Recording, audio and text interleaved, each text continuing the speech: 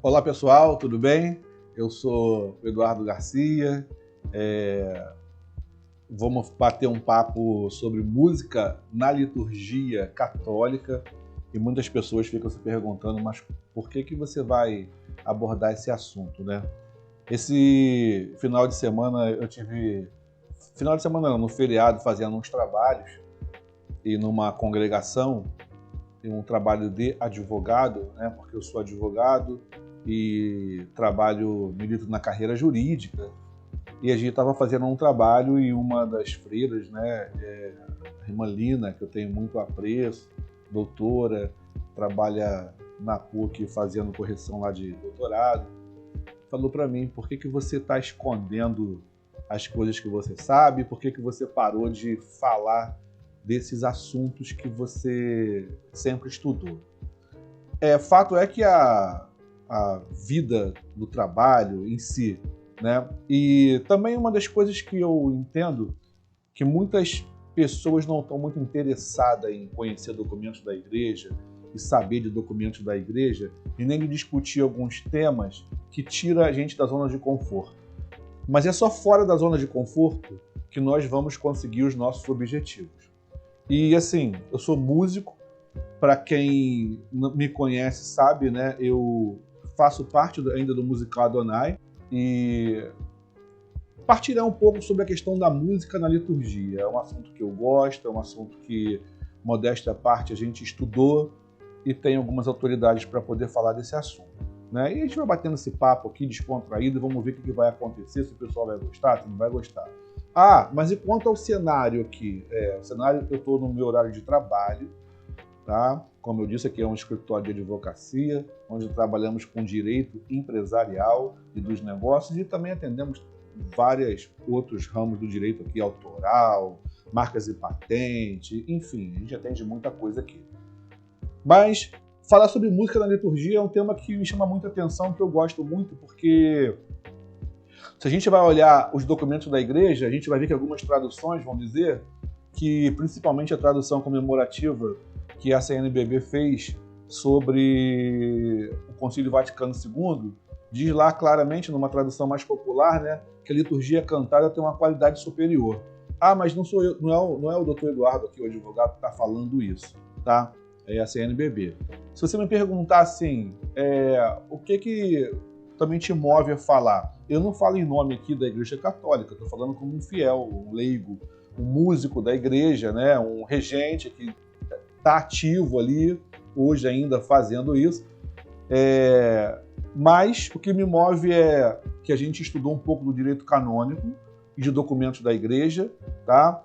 Apesar da minha formação na área de direito empresarial, no doutorado, eu fiz um doutorado em ciência jurídica, e a ciência jurídica, o direito canônico também faz parte da ciência jurídica. Então, a gente entende que tem, na liberdade do leigo se expressar, a gente tem um pouco de conhecimento para poder falar desse assunto, né? O conhecimento nunca é pleno, mas a gente tem um conhecimento para falar desse assunto. E vamos abordar o quê? Quando a gente fala de música na liturgia, eu abordo aqui, as instruções dos gerais, né, do livro litúrgico. Aqui tem a instrução do missal romano, tá?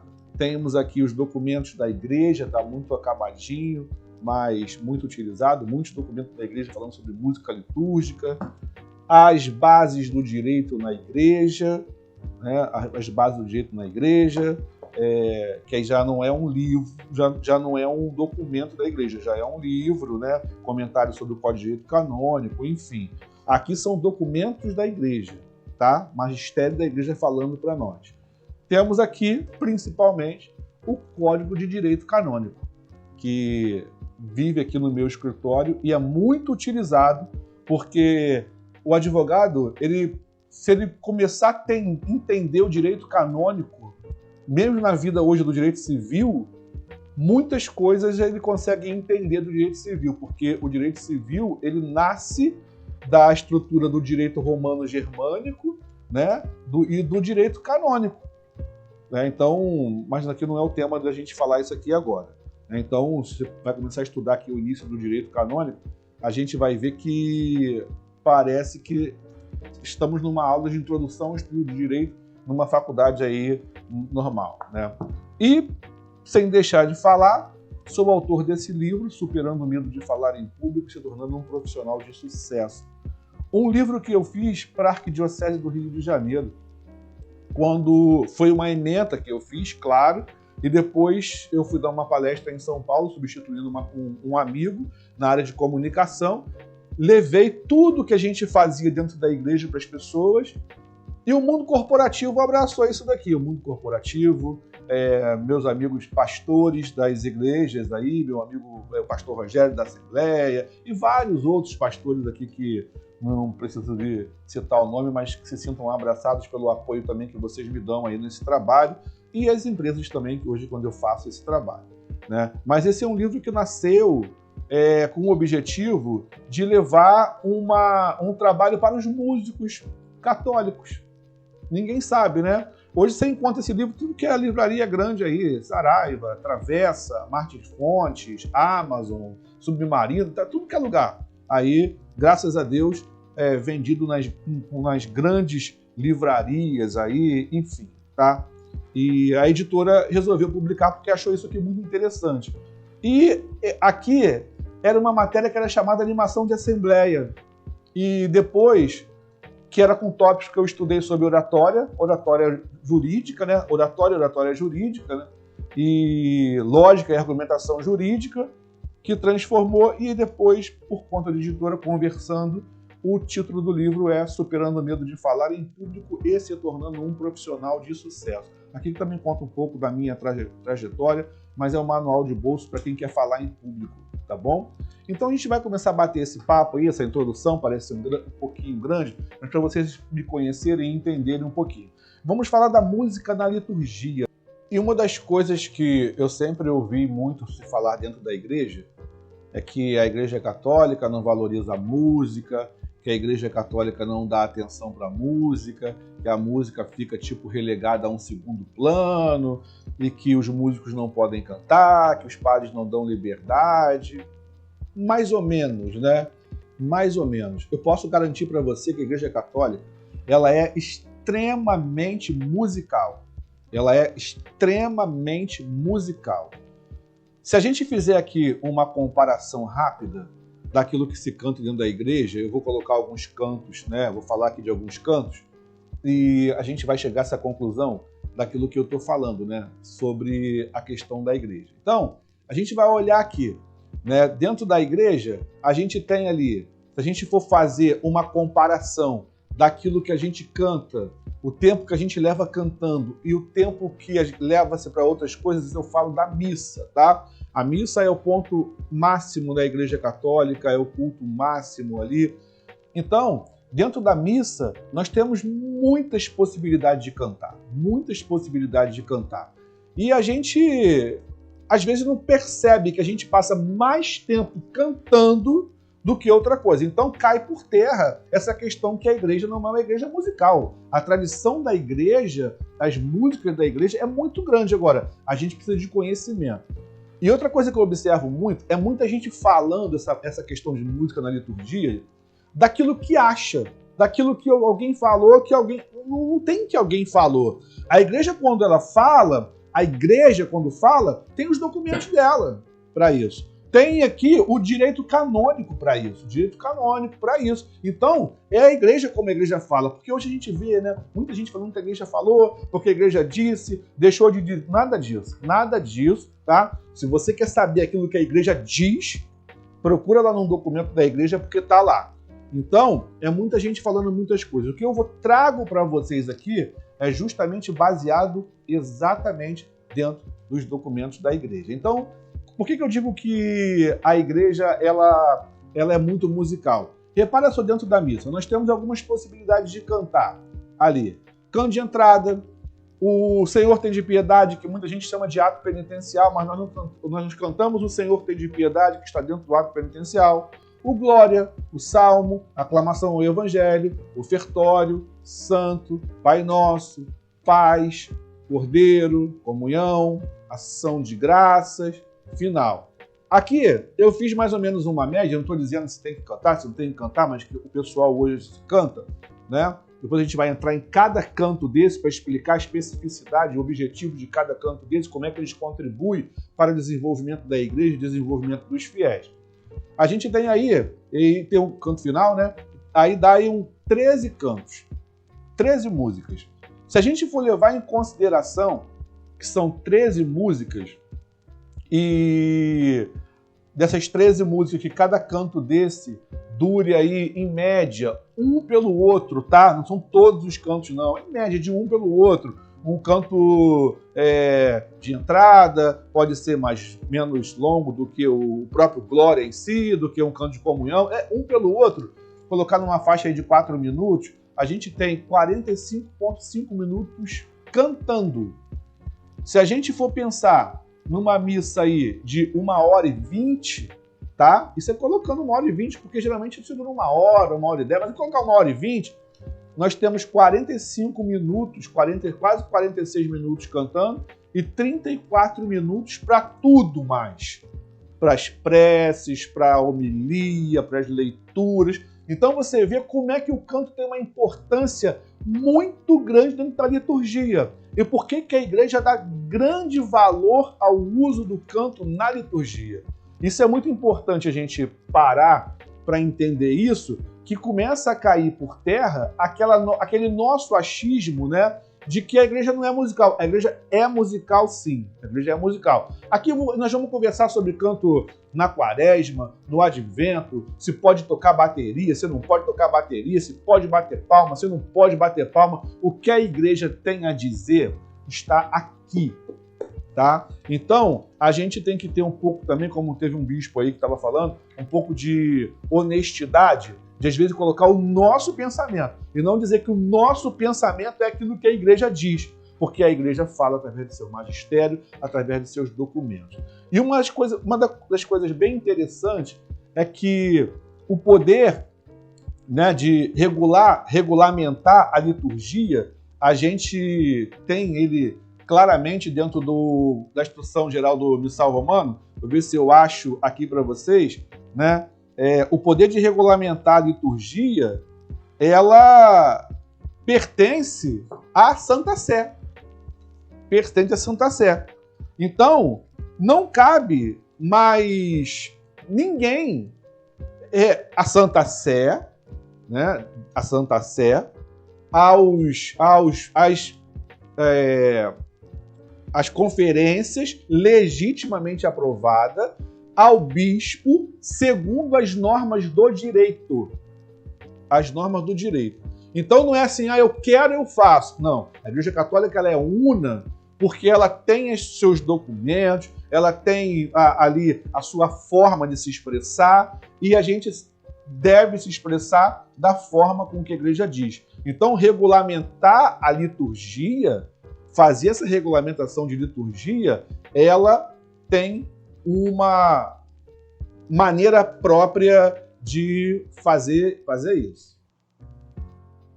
Então, trazendo para vocês aqui essa questão da regulamentação da liturgia, de onde vem isso que eu estou falando, né?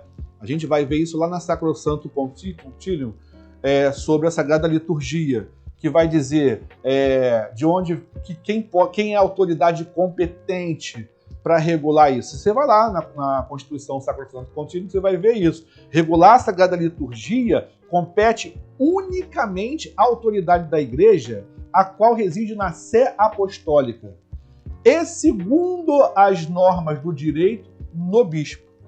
Aí ela continua dizendo, em virtude do poder concedido pelo direito, pertence também às competentes assembleias episcopais territoriais de vários gêneros, legitimamente constituídas, regular, dentro dos limites estabelecidos à liturgia. Aí ela continua, por isso, ninguém mais, mesmo que seja o sacerdote, ouse, por sua iniciativa, acrescentar, suprimir, mudar, seja o que for em matéria litúrgica.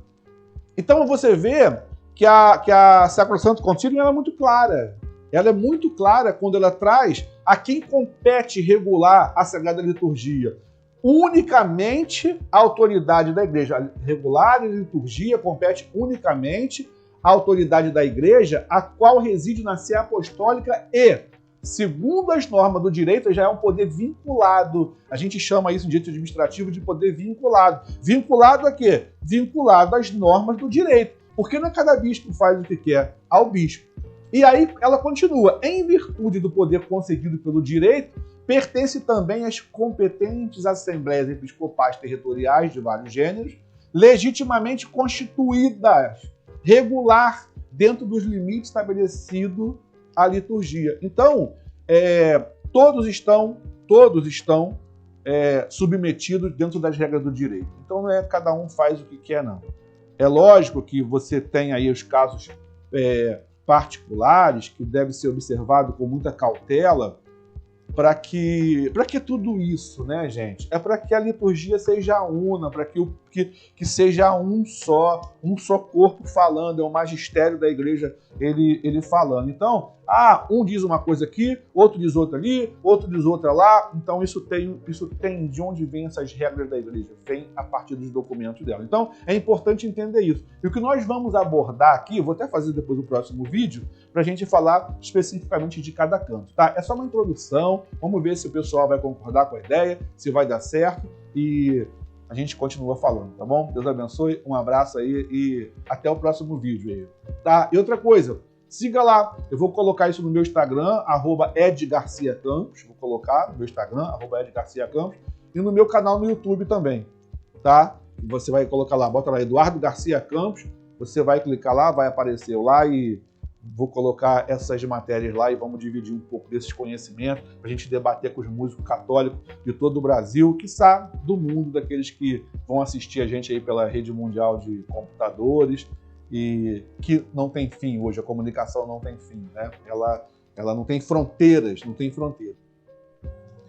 Agora, adentrar essa matéria, né, da música na liturgia, em si, é interessante, tem aqui a Constituição Apostólica Divina e Cultus, do Papa Pio XI, de 1928. Né? E tem uma parte que ele fala, que é o seguinte: o que se fizer com o espírito litúrgico trará para o ânimo dos alunos antes um alívio do que um peso. Quando você explica a liturgia, quando você entende aquilo que o magistério da igreja, né, inspirado pelo Espírito Santo, ele fala, deixa de ser um peso para ser um absoluto alívio.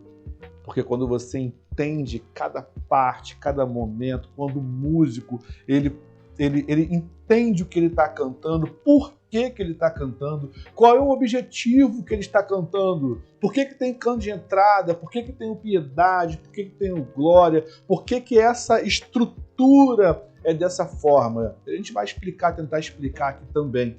Então é muito bonito. Olha, eu chamo você a fazer uma reflexão sobre esses documentos da igreja. A gente vai tentar refletir aqui e dê opinião, aquilo que você gostaria que a gente abordasse, tá? Mas o que eu trago aqui é baseado em documentos da igreja, tá bom? Documentos da igreja, porque não adianta eu falar aquilo que eu penso, aquilo que eu acho, que eu posso pensar muita coisa e achar muita coisa. Mas quando você mergulha, você vai ver que os documentos, eles deixam realmente, como o Papa Pio XI ele fala, a explicação da liturgia deixa de ser um peso para ser um absoluto alívio. Porque muitos documentos, para mim, quando você lê, sabe, são verdadeiras poesias, tá bom? Vamos mergulhar nesse tema aí da música na liturgia comigo e espero que você goste. E vou dedicar, sim, um tempo aqui do meu horário de trabalho para a gente poder ver se a gente pode ajudar aí na construção do Reino de Deus, dando informação e formação para as pessoas que estão sedentas, tá bom? E espero que você goste, tá? Deus abençoe aí.